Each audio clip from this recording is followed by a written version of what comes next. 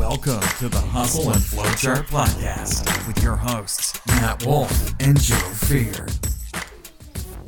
Hey, and welcome to another podcast episode of the Hustle and Flowchart. And today we're with Dean Soto, he's actually a business partner and friend of a previous guest of ours, Brad Spencer, who we had on. And Dean's the founder of the Online Empire Academy, where he's actually teaching people how to profit with drop shipping from Amazon, which is a kind of a big business. Yeah, no, I'm excited about this topic because it's a world that we don't really know much about. And we actually just interviewed somebody earlier today who sold physical products, but he was not off on Amazon, Yeah. and specifically had a strategy of staying away from Amazon. So it's going to be interesting diving in and discussing like the flip side of that equation. Totally. So thanks for being on, Dean. It's awesome to be on. Glad to be here. Right on, man. So yeah, tell us a little bit, because we absolutely don't know anything about really drop shipping. We know a little bit about Amazon, but Cool. Tell us a little bit about what you do.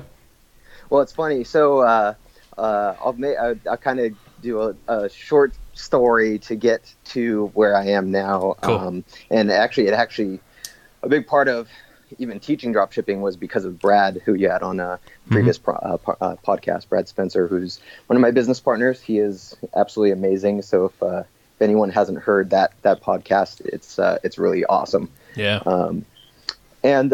So long story short, 2009 started. I was deployed to Kuwait.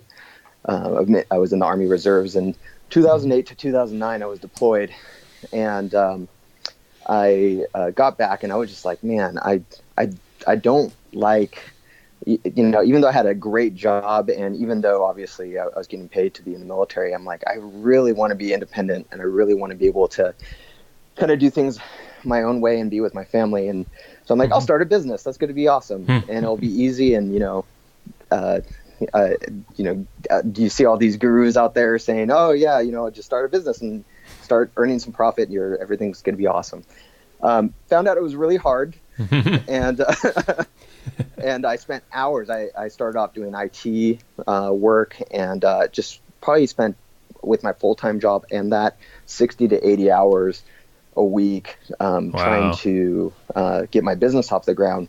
And it was just a huge obstacle. I actually almost quit a couple of times. And eventually I realized, no, I need to take things online. So I started trying to do some web development. That worked out okay. But still time was a big factor. So from there I started trying to outsource, which worked out pretty well, but then you spend time having to teach people. And so everything came down to time. It was affecting my family life and everything. And eventually I started trying to find ways to build assets, and, where I could set the system up and pretty much forget it and let it do its thing. So fast forward, there's a lot of other history. Fast forward to about 2 years ago, I had been selling on Amazon for a while, doing FBA and doing more of the retail arbitrage stuff, where you go and you scan an item and you send it into Amazon, and it takes it takes all your time. And I'm like, this sucks. But I also had access to some suppliers with some where it was like sports suppliers. I don't want to give them away because you can. I don't want anyone. That's okay. That's okay. Stealing my stuff. But I had another business partner of mine who was teaching people how to do like sponsored ads on Amazon. And he's like, hey man, can you help me just do some videos, because I can't really explain how to do, how to do this in a way where newbies would understand how to do Amazon sponsored products in a way that newbies could understand. I'm like, yeah, sure. I'll try it out. And then I started doing the videos because I understood how to do it. But then I'm like, freaking hate Amazon FBA. This sucks. Why am I doing this? Just And so I explain thought, really quick, just Okay. just FBA, just like a quick summary for people who don't know what Amazon FBA is. Yeah, so Amazon FBA it's fulfillment by Amazon. And the majority of people who do Amazon FBA, where basically what happens is you can send a bunch of stuff to Amazon. They put rather than doing like a one and done, like you find one product, someone buys it on Amazon, and then you ship it to them, kind of like the eBay model of the past. You can put a whole bunch of stuff in a box, send it into Amazon. They put it in their fulfillment centers, and when somebody buys, they ship it. They do all the customer service. They do all that stuff. Yeah, so it's basically housed by Amazon, and then so they do the fulfill. warehouse and fulfillment. Yeah, got it. Yeah, Okay. exactly. And the benefit of it is you also are listing on Amazon, so they're marketing for you. They're doing a whole bunch of stuff for you. and I guess it becomes Amazon Prime as well. So if you use Amazon Prime, you can get the next day free shipping and all that kind of good stuff with it. Got Exactly. it. Okay, so you Exactly. hated that. That was too So much. I did that, and it was cool. Like when you first do it, as with anything, when you first do it, you're like, "Whoa, cool! I made a sale, $5," and then you realize after doing a few weeks of it, you're like, because you're going to the traditional way is going to thrift stores or going to all these retail places, scanning items and sending them in, and it's always exciting that first sale that you get. But then you realize, crap, I have to do this day in and day out. Wow, this sucks.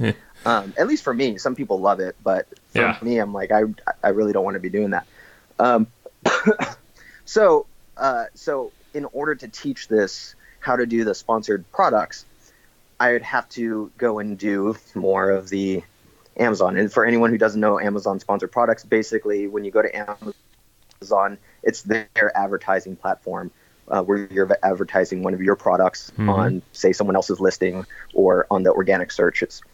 So I'm doing this video, and I'm thinking, how am I gonna do this? And I thought, okay, well, I don't really care about Amazon anymore. I don't care if my account even gets suspended anymore. I have no no ties. No ties whatsoever. So I'm like, I'll use these suppliers that I have. If someone buys, I'll just have them ship it to them. I won't even ask permission. I'm just gonna go do it. I don't know if it's legal or whatever to do this on Amazon or not. Who cares? And so I list some of their products, and boom, boom, boom. I started making these sales, and these are like $500, $1,000, $1,500 products, if not more. And I'm like, oh crap! I don't want to lose my Amazon account. This is working. Yeah.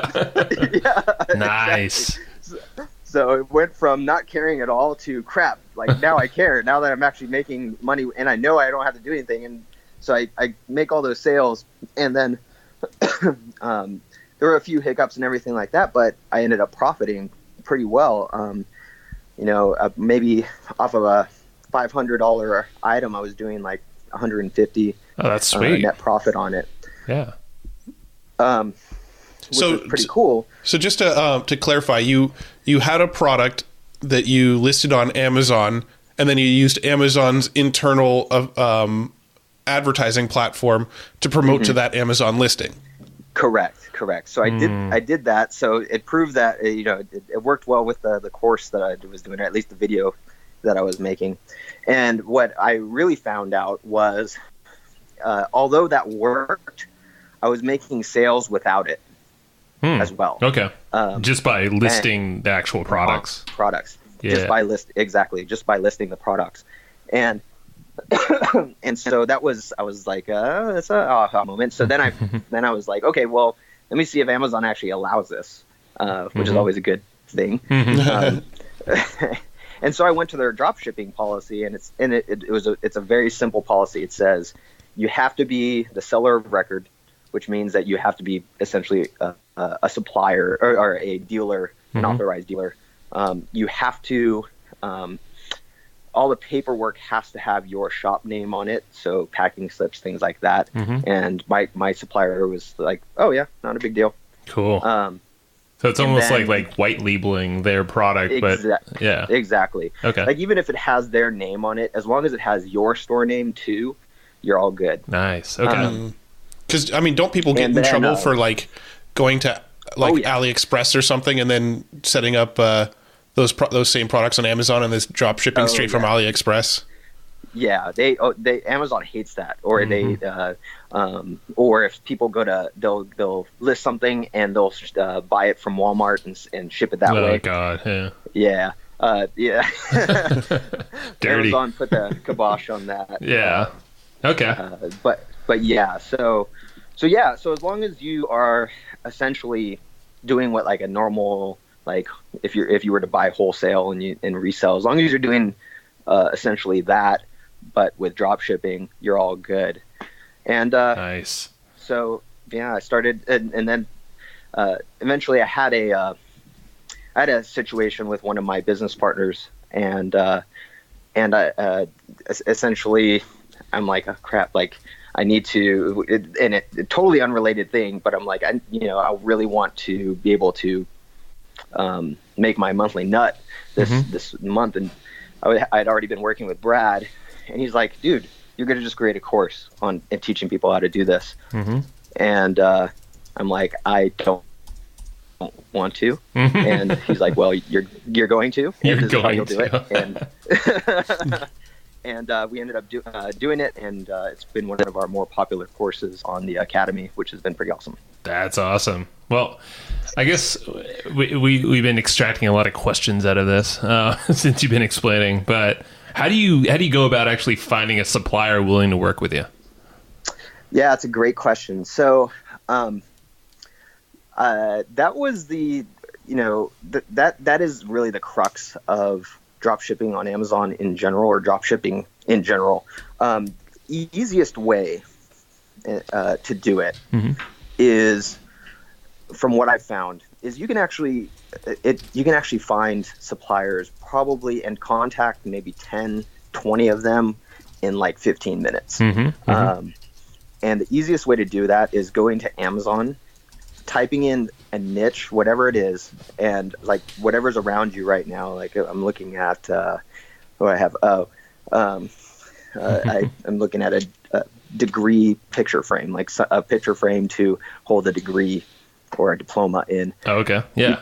You type that into Amazon, and then what I tend to do is I actually, rather than doing it, rather than just typing in and pressing enter, I do that, but then I go and search high to low on Amazon.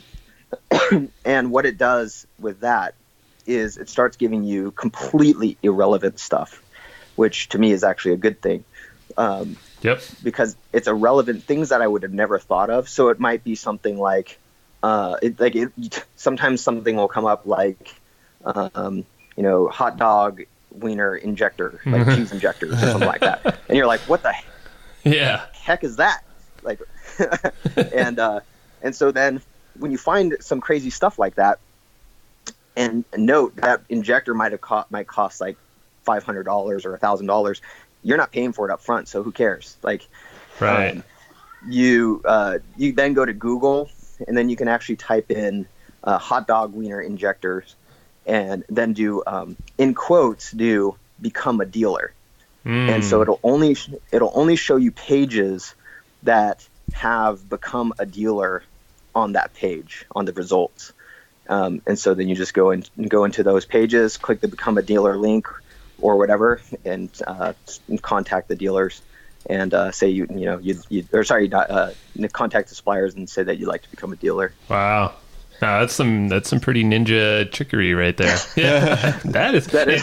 Are you looking for a certain price? Matt was kind of going to ask this. Like, if you have a strategy when it comes to maybe sourcing a product, like, do you have a threshold of the price, or maybe it's a margin? Yeah. Do you only tend to sell like the higher price stuff, or are you playing in like the $5-10 products as well? Yeah. So that's a good question. So I used to be all about the higher price stuff. Just because a lot of people will not sell them, especially FBAers, people who are doing Amazon FBA. They won't sell the higher price. Most people who are doing Amazon FBA the traditional way are buying, $15 items, $20, $50, etc. The higher you go, the more risk they think it is. And so when you get to $100 and above, you're essentially weeding out that competition. But you still do have a lot of drop shippers. That's one thing about Amazon drop shipping I never realized until I started doing it. I'm like, there's a lot of freaking people doing this. And to include Wayfair at the time, who they still do it. But I'm like, who's this Wayfair? And then they end up being like one of like the top $1 billion drop shipping companies in the world. Yeah. Wow. So anyway, to answer your question, I had one student who didn't watch one of my webinars where I said only look for things that are $100 and above, and he ended up listing something for about $50. Wow. And he makes about $15 off of each one of those things, and he sells about 5 to 10 a day. And I'm like, I'm glad you didn't listen to me. Yeah, no kidding. Now, is there a specific profit margin that you're looking for on the products? Do you have some sort of like everything needs to be 50% markup, or is it just based on the competition you see on Amazon for how you price it? I mean, how do you figure out what to price the products at once you find them? Yeah, that's a great question. So the yeah, that's a great question. So the profit margin in general, and most people are going to be like, oh, that's not very much. In general, you're looking at between 10% to 25%. Okay. And most people balk at that. But what happens is it's all a numbers game with drop shipping. I could put out 100,000 listings out there on Amazon, and if each one of them are averaging $1 a day, like as aggregate, that's 100,000 listings making me $100,000 a day. So right. Rather than going off of is this one thing going to make me a huge amount of profit, you're kind of looking more at the aggregate. The more that I have out there, the more things are going to sell. Like I sold two things last night from a dealer that my staff put in recently, that I was like, who's that dealer? I don't even recognize that dealer. It was some furniture company, and I sold two things on those. They were brand new listings, and I'm off of those. I'm guessing one was 500 and then one was like 650. I'm guessing, because I haven't checked yet, I need to. I'll probably make about $100 off of one, and $150 to $200 off another. I'll have those bigger hitters like that, but they won't sell like every day. Other things will sell every day as well, just in aggregate. Got it. So you're kind of spreading the whole playing field for you. So, Totally. you're grabbing all sorts of niches, price points. I had one product that hadn't sold in like 4 months. It listed for $2,800 or something like that. Hadn't sold for like 4 or 5 months or something like that. And last October, it sold, and I'm like, oh, I wonder what the profit margin on this thing is. I made $1,500 off of that thing. You're like, and I'm right. like, woo! Heck yeah. That's cool. Yeah. So figure out how to scale that up a little bit if you can. Yeah.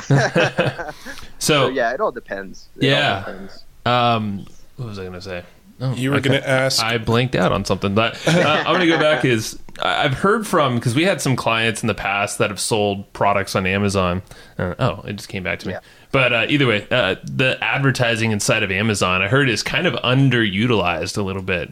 And and because we've heard from them, like that's where they got a lot of their traffic from as well. They weren't doing your kind of strategy, but just for even selling their own product on there.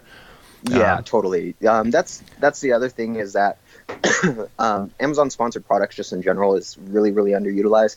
The longer you go, it's like Google AdWords in the beginning. Like, most people didn't use it. As time goes on, a lot more people are using it. It's still in its infancy.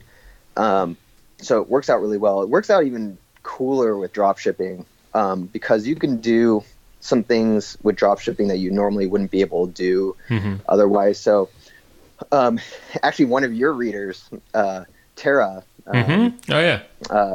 she's one of my students, and she has like, I want to say she has a lot of listings. We'll just say that. And one thing that she can do, one thing that I can do as drop shippers is on Amazon is I can do a sponsored ad campaign, and they have this automated, like where you just literally say, hey, automatically go find me keywords. I can set it to sell at, or to bid the cost per click at 5 cents, or even lower. I think the minimum's like 2 cents, but at 5 cents per, and do it across like 250 listings at a time. And I'll have these massive campaigns of all these listings, going, just all of them having 250 products in them. And I'll just, I'll get a sale off of something, and I'll go and look at the cost per click, and then also just like how much ad spend I did to get that. Like I'll have like a $549 item, and I might have spent like $3 total on ads, but had like 372 clicks. Right. That's just dirt cheap. Yeah. Totally dirt cheap. Wow. And so that coupled with, because everything I do, I have 6 kids. I live in the country. I on 20 acres out here. Everything, I don't have the luxury of going out and doing, having inventory, or going out and doing retail arbitrage, or going out and doing things that would normally be in person. It takes me like 35 minutes to get to the nearest big city.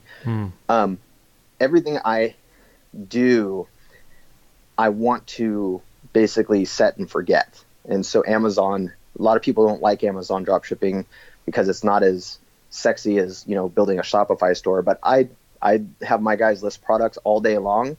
Amazon, aside from the sponsored products that I do, Amazon does all the remarketing for me. It does all of the advertising for me. If things are selling, they're putting that product in like the frequently bought with things. I don't have to do anything. I've seen Facebook do a lot of retargeting or Amazon do a lot of retargeting on Facebook as well. Yeah.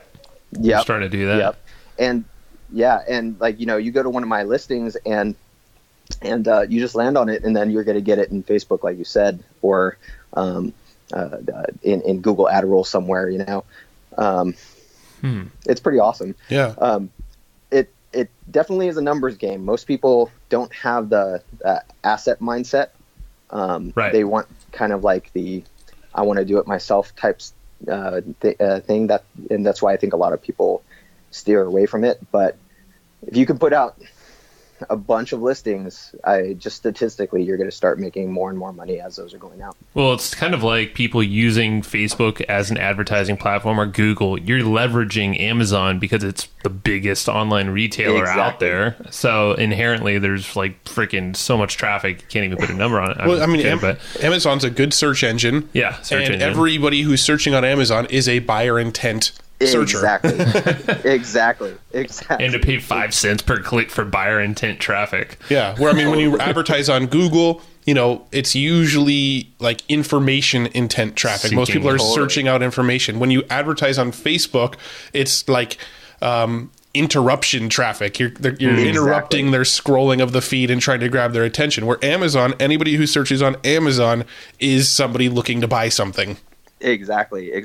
And that's what makes definitely the sponsored products powerful. And like another strategy you can do, super easy with drop shipping on Amazon, is you can create bundles of things. So like say you go and you see you have a supplier, and you see 15 people on a listing that you're like, wow, this thing's selling well. It has a frequently bought with box that has like that product plus another product from that supplier.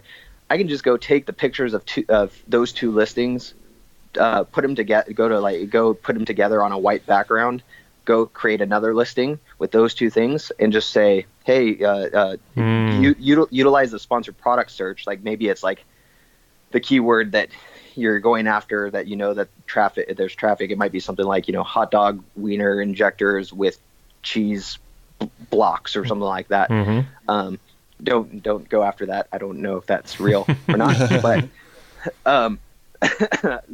and you put those two pictures together, you put the listing up, now you have another asset that potentially makes you money. You didn't have to go out and source it. You didn't have to go out and buy anything.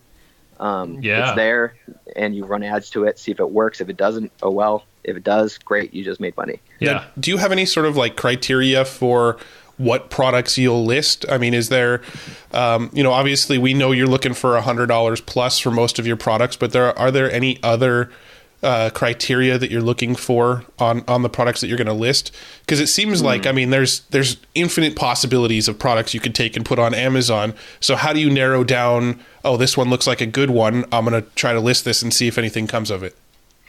Yeah, that's a good question. I want to say yes, but I don't really have a criteria.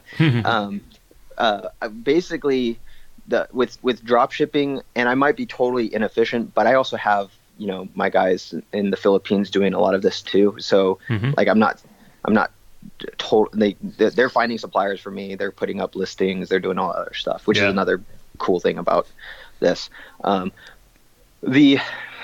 Basically, for a drop shipper like me, I just want a price list from the guys, and I'll throw it up there. If it's not going to make money, my guys probably wasted maybe 3 hours of their time, which is like $6 or $6 to $8. I don't really care. You never know what'll happen later on too.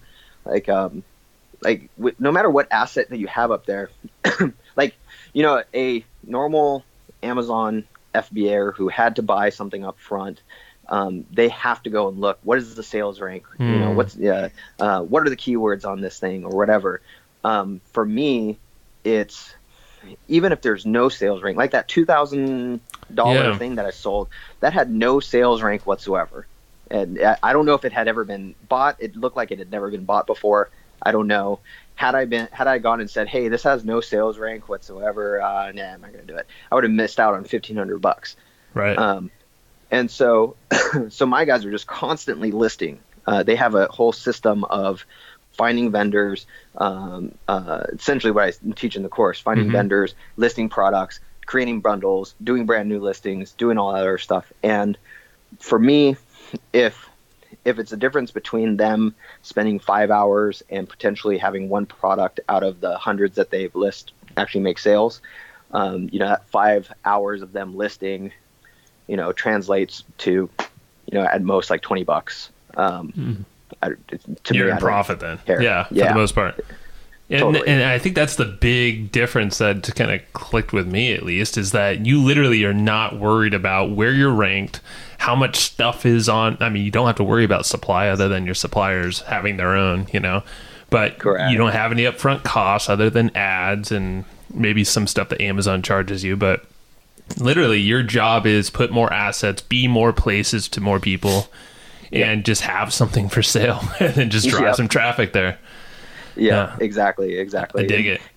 Some people, there are a lot of myths behind dropshipping on Amazon. A couple really big ones is just that, if you run out of stock, you're done. Amazon's going to suspend you. I have yet to ever get suspended. I have yet to have any students ever get suspended. I had one student who did get suspended, but, and this happens sometimes, it's actually a good suspension, for selling too much too fast. And they because they have bots that will create listings.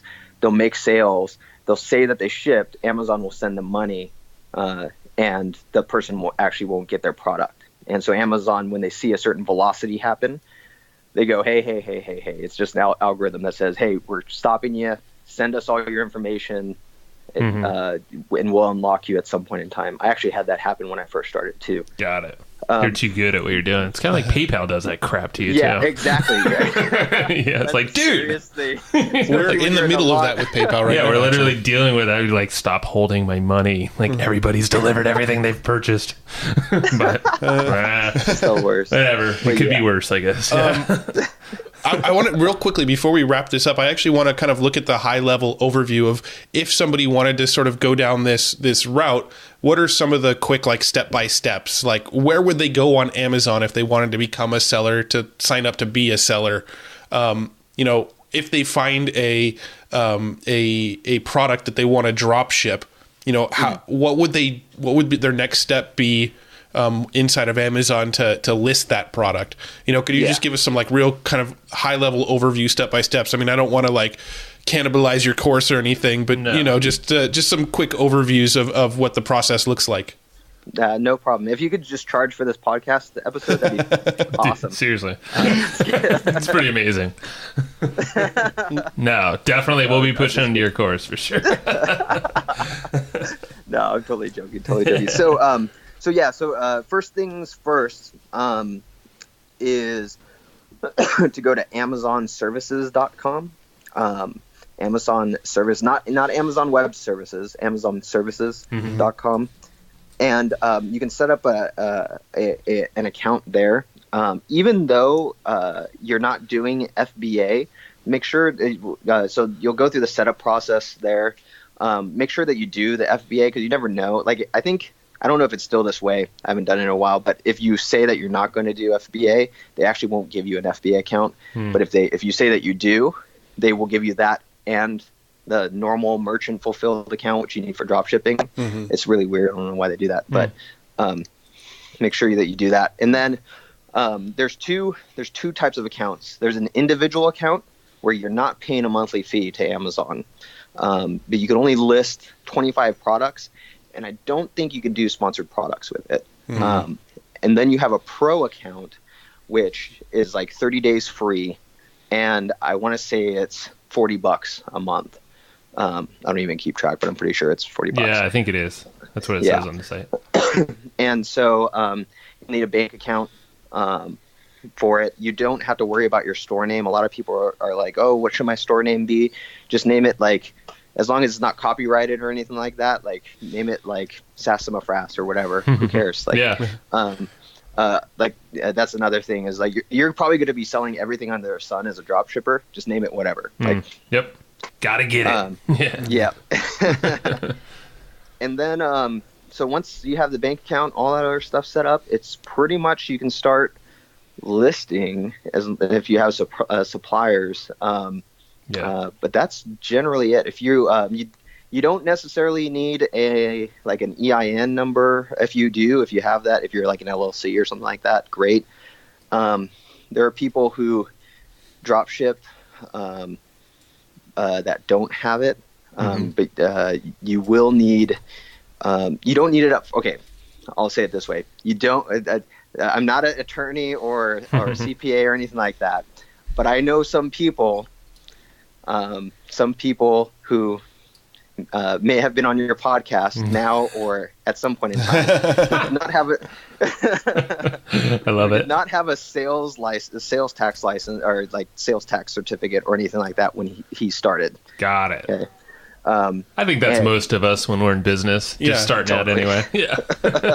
My philosophy when I started my business was I don't know what I'm doing, so I'll just ask for forgiveness later if I'm doing something wrong. It worked out so far. And then I made it slowly more legit over time. Totally. After I made sales, I'm like, oh, I need to have that. Okay, sorry about that. Here it is. Yeah. Nothing wrong with that. Now, when somebody, so when I'm not quite sure how the whole process works with a drop shipper and Amazon. So if somebody buys the product, does the money go to you? Does the money go to the drop shipper? That's a great question, actually. So the money is like, Amazon is essentially like an escrow company at that point. Get a credit card. I mean, you're going to have to wait 1 to 2 weeks for Amazon to give you the money. But essentially what happens is, so I have a credit card that it's devoted strictly for drop shipping. It pays off every month. I get points on it all the time. I bought my whole neighborhood before we moved over to the country. I bought my whole block a bunch of Starbucks gift cards for Christmas using my points. Nice. I was just thinking this is the best way to get points for a card, like airline. I just literally typed this to Matt in our little like doc here. I was like, points hacking. Oh, we could do a whole podcast episode on points hacking. We've done a bunch of trips because we run all of our advertising through credit cards just for the points. It's what better way than to get paid to get points? Right. Yeah. So sorry, that was a tangent, but yeah, go on. Yeah. So they're Get a going to credit hold it card for and- 2 yeah. weeks. Essentially, what happens is the customer pays for it. Amazon will not even put it into your like, they won't even say that you're going to get any money until you ship the item.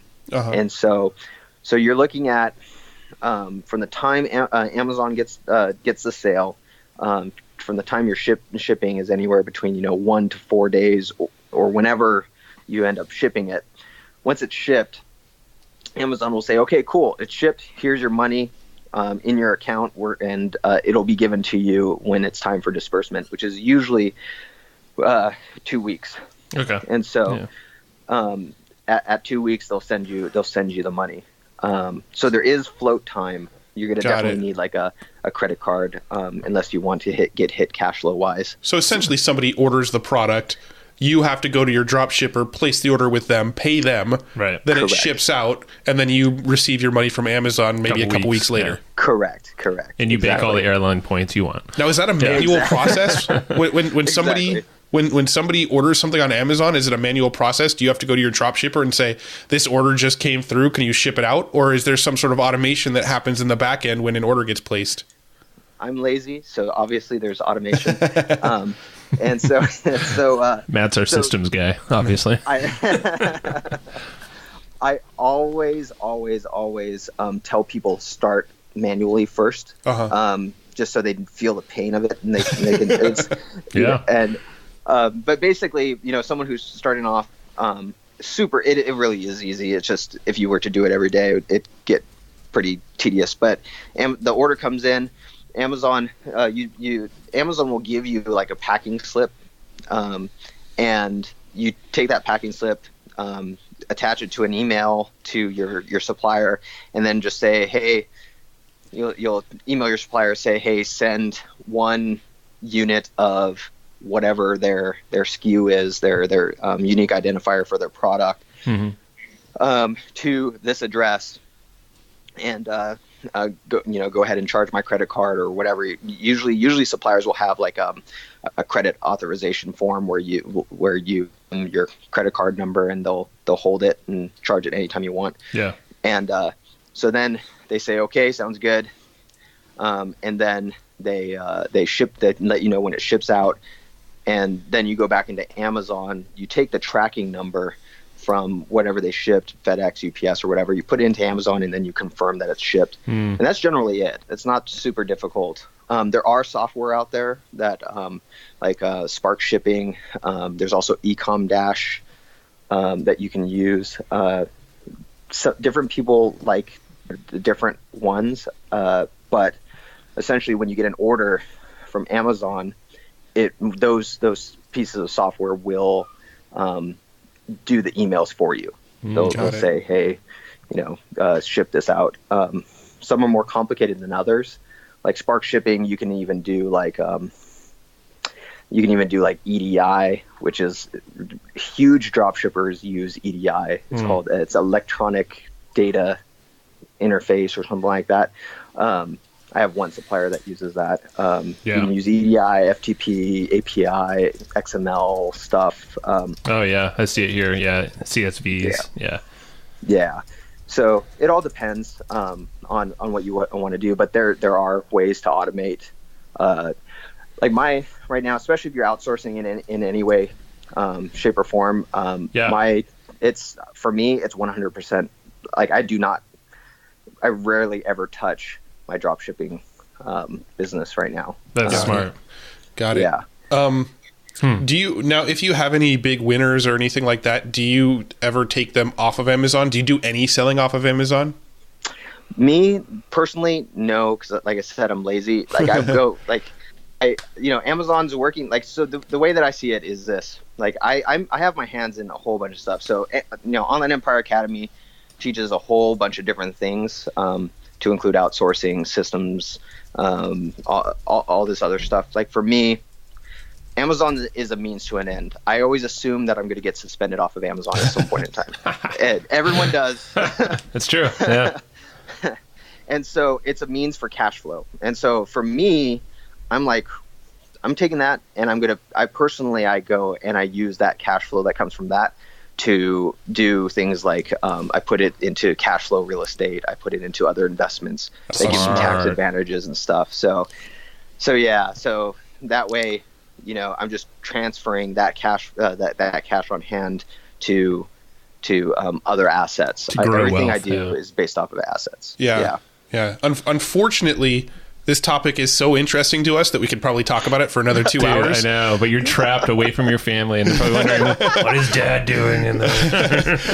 We could, just the travel hacking stuff and the talking about, parlaying the income you make off this into other assets and stuff like that. That's all stuff that Joe and I talk about on probably literally a daily basis. Oh yeah. We could probably go on for this stuff with another 2 hour call. So we might have to do a follow up. I'm down. I'd love to. But we do have a couple last minute questions that we always ask everybody. Yeah, sure. The first one is, do you have any book recommendations? Any book you find yourself reading over and over again? Any book you find yourself recommending often? Anything you could send people to kind of get their knowledge on? Yeah, so my favorite book of all time, and it has nothing to do with dropshipping, so I apologize if it disappoints anybody, is actually a Robert Kiyosaki book that's not really popular as far as I know, but it's called Unfair Advantage. Oh, I love that book. Yeah, I have not read that one. Out of all of those books, that was the one that probably really resonated with me. And I don't know if it's because some of his other cash flow quadrant and things like that, which are great. I don't know if that's just because it's tainted with MLM. Not that MLM's bad. It's just I don't know. Doesn't jive all the way. Yeah, exactly. And so that one it's just such a nice frequently asked questions, and it's the one where I was where for me, taking all of my assets and taking the cash that I'm getting from drop shipping or from anything else that I'm doing, and realizing, oh crap, I can put that into, real estate, whether it's $15,000-$20,000 for a down payment in a place in St. Louis or Memphis or something like that, and depreciate the full amount of the place. Now I'm drop my taxes way down. Now I can invest into another business, or I can invest into whatever. It's pretty awesome. Yeah, I will be reading that. I'll be stealing that off your bookshelf. Yeah, it's actually on my bookshelf right now, and I see Joe eyeballing it. So I'm sure I'm going to lose it today. I need a new book anyway. So there you go. Right on. So last thing is, where do people find out more about you or purchase that course? Yes. So if they want to find out more about just the Online Empire Academy in general, they can go to theonlineempireacademy.com. And if they want to check out Dream Dropshipping, which is my course, they can go to theonlineempireacademy.com/dream and learn how to do some dropshipping. Dude, this is super cool. So check out the website. Definitely dropshipping. It's a good education nonetheless, and just getting started in business or just learning how to grow your wealth in different ways. Like you said, asset building. Definitely. Yeah, totally. Smart. Totally. Well, and we'll have to do a round two too, because I know the people are asking for it. All right. They're all out. I hear them. Yeah, no problem, man. 100% of the audience who has heard this so far is asking for it. True story. All right, buddy. Thanks for the time, and get back to your kids and family. No, I appreciate it, guys. All right, man. Hey, thanks so much for tuning into this episode of the Hustle and Flowchart podcast. Now, if you don't know already, myself and my partner Joe Fear, every single week we put together this killer weekly newsletter that's completely free. If you go to theweeklyprofit.com, you can get on this weekly newsletter. And what we do with this newsletter is we scour the internet. We read every piece of content, listen to blog posts, check out new software and tools, and we distill down the best of the best into a weekly newsletter and deliver it directly to your inbox every single week. So head over to theweeklyprofit.com and make sure you're signed up to receive that weekly newsletter. You're going to love it. Thanks so much again for listening to the Hustle and Flowchart podcast. We'll see you in the next one.